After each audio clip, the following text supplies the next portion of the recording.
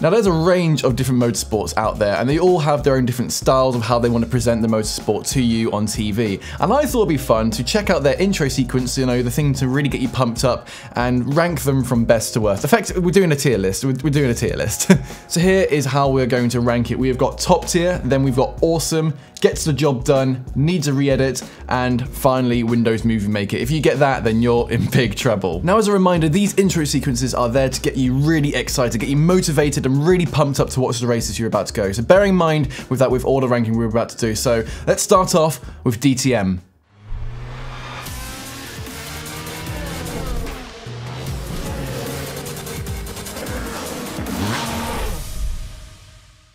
Is that it? Is that literally it? Wait, that can't be it, surely. Oh, wait. We head in towards this fantastic track. Maybe it's this bit here. To the Nurburgring. Right, okay.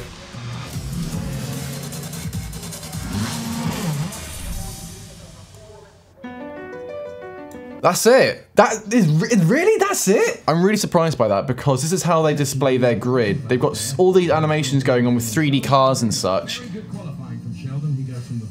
And that's it for the intro sequence? Okay, so straight off the bat then, DTM is going to Windows Movie Maker. That is just, there is no enthusiasm there at all. Yeah, you've got a soundscape of cars and some music as such, but it doesn't make you pumped up or anything like that. It doesn't have a recognizable tune. That's really, really poor. Okay, so next up we've got Indycar. There we go, this is more like it. Nice.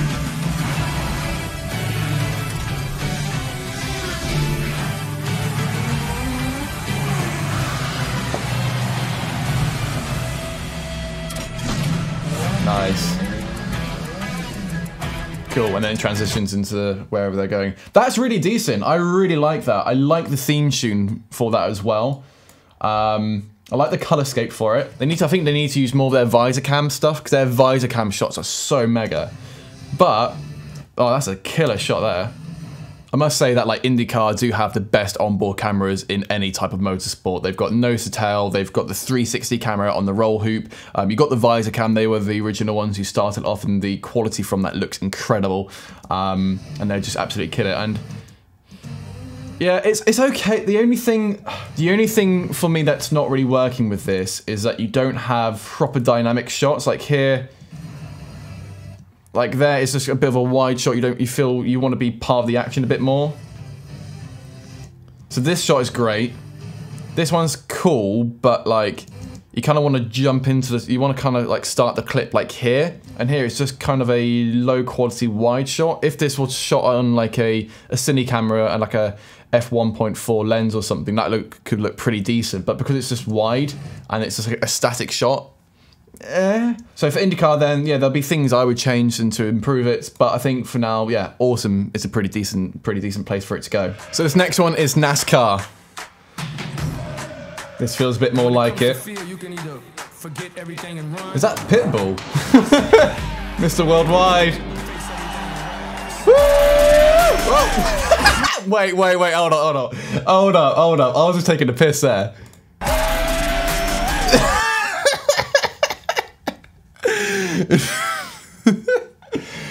Oh, I can't believe that just happened. Right, let's go back. Dope, yes. Okay, it's kind of like a music video, God. Whoa, not sure about that.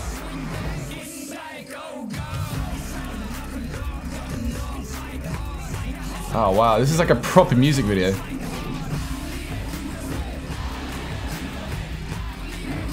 I think this is like their new anthem they've got. Oh, he's drifting. Wait, is that everyone? Wait. Okay, there's something else going on here already. Okay, so down here it looks like people are on Zoom dancing along to it.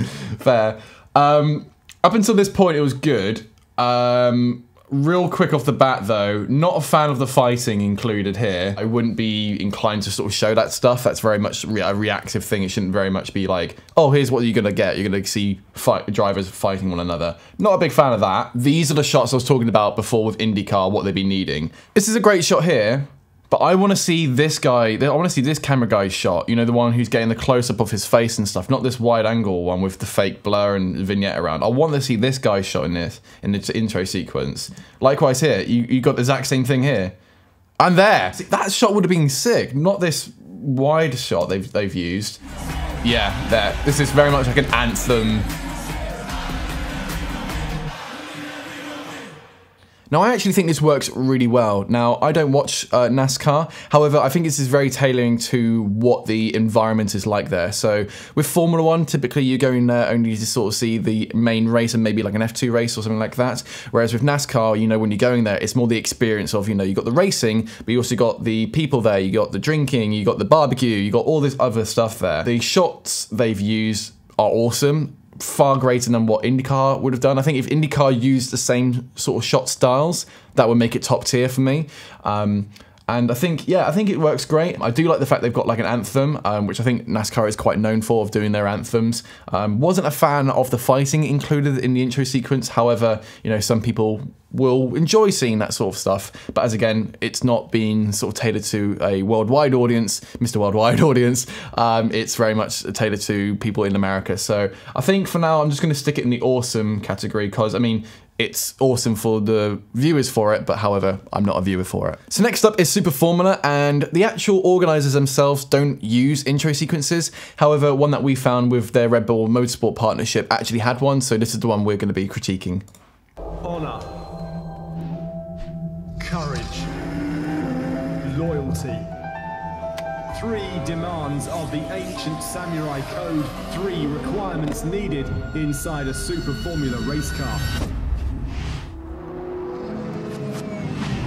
The second half of Japan's top-level single-seat race series is kicking off at the country's most prestigious circuit, Suzuka International Racing Course. Strap yourselves in for the epic season decider.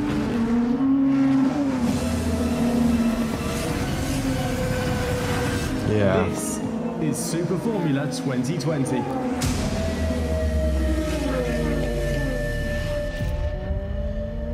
It's always a bit of a worrying sign when someone has to tell you that it's going to be epic, where the images aren't really showing it that themselves. There's some dynamic shots, but there's no color grade, there's no pacing with the editing. That there is just a random shot of a drone. You kind of need, with these intro sequences, shots like that. There we go, wait, there we go. Shots like this, where it's not done by the TV camera, you've got a separate crew who's filming for the intro sequence. That there, if they had more shots of that, that would be sick. So I think for this one, it needs a re-edit. You got the first version there, great. You just need to have faster paced music. The editing needs to be a bit quicker as well. More dynamic shots. And a quick little cheat to like make shots a bit better is just to speed up slightly. But as I said, it might not even reflect properly onto Super Formula themselves because they don't actually have titles. This one was just done through Red Bull Motorsport, so maybe they just need to do it themselves. So next up, we've got Formula 2.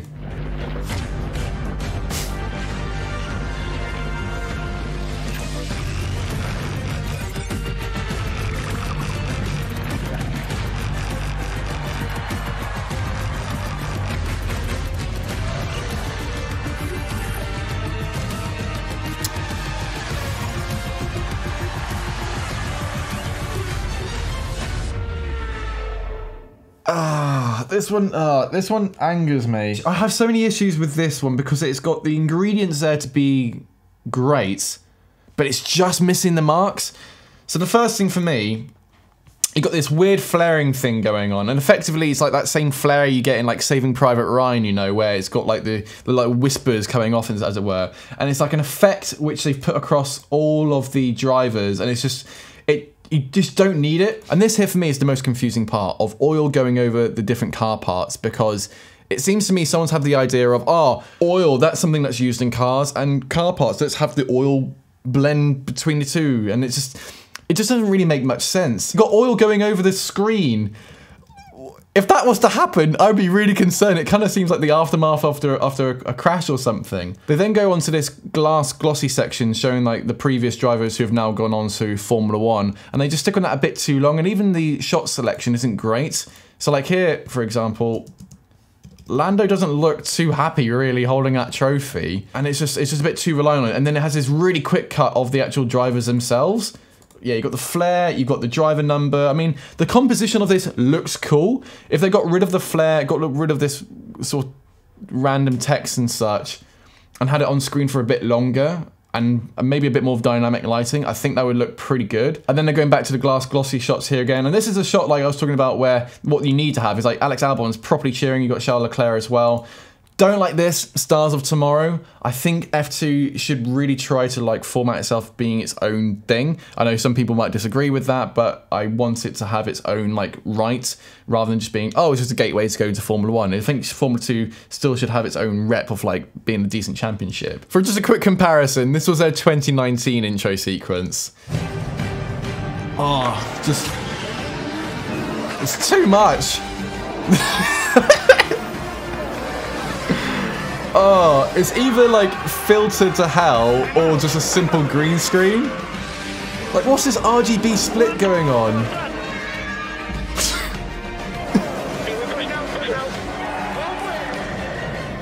Oh man.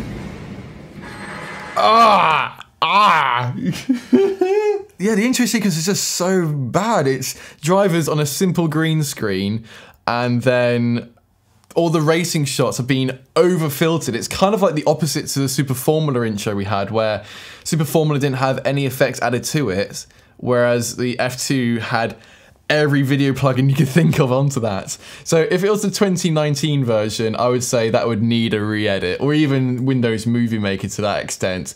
But I think with this one, yeah, 2020, it gets the job done, but it does need some work on that. Next up, we're going to look at the Brdc Formula 3 Championship. Now, there is also an FIA Formula 3 Championship, but I couldn't find the intro sequence for it anywhere because it's really hard to actually find all the full races online. So we're going to be looking at this one instead.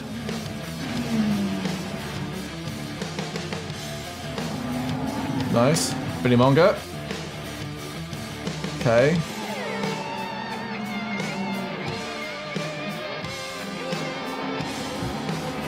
Okay.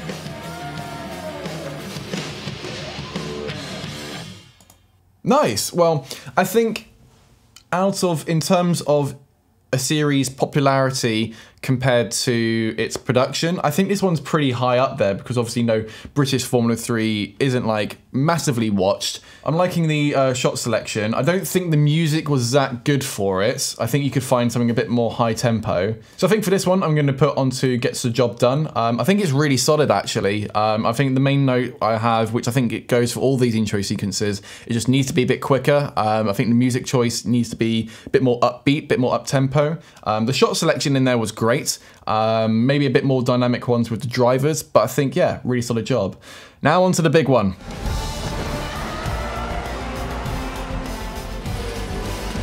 I mean, come on. This is such a good anthem theme as well.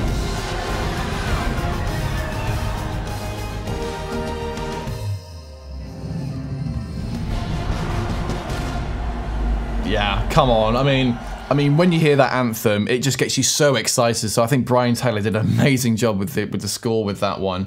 Now, naturally, this is not going to be the normal intro sequence. Obviously, this is very much celebrating the 70 years they had racing. I really like that they highlight the team's colours on the lighting, and I think that works best here with like Valtteri Bottas. I think that looks great. You've still got like a bit of that RGB split, but it's controlled, so it looks more like an in-camera effect. I think this is obviously the clear example of what your intro sequence needs to look like. The editing is on point because all the drivers get their own screen time. No one's been favorited over someone else, how racing should be. Rather than using, like 2020 race footage, they're just using classic footage behind them, which I think actually works really, really well. I do think some points there is a bit too much like sort of lines going across the screen. So like here, you got so much sort of random lines and stuff going across. So then naturally, yeah, F1 has got to go to top tier. Now there's one more left, and there's a bit of a caveat to this. So for this last one, I actually need your help in the comments with this.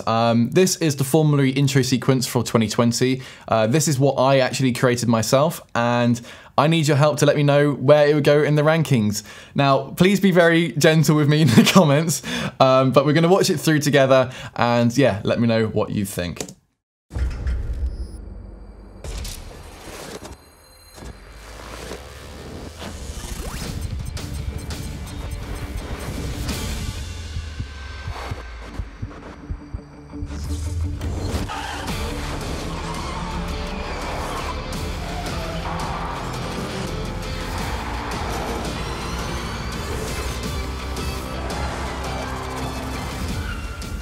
So there you go. That's what I created for 2020.